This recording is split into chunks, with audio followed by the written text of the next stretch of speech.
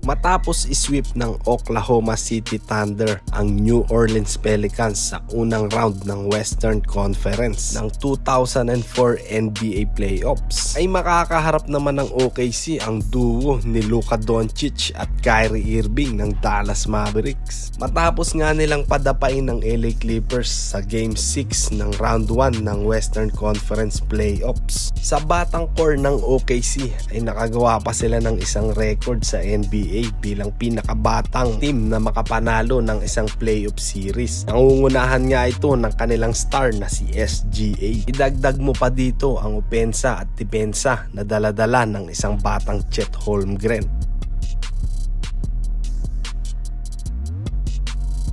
Samantalang sa Dallas Mavericks naman ay given na ang opensa ng duo ni Kyrie Irving at ni Luka Doncic. Ang kailangan na lamang ay mag-step up ng kanilang mga big man na si Derek Lively II at ni Daniel Gafford, at syempre ang mga bench at iba pang role players ng Dallas Mavericks. Siguradong isa na namang matinding bakbakan ang mapapanood natin dito sa second round ng West Playoffs.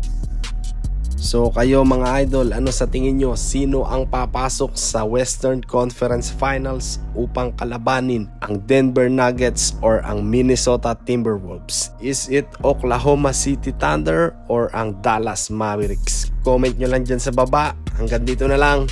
Peace out.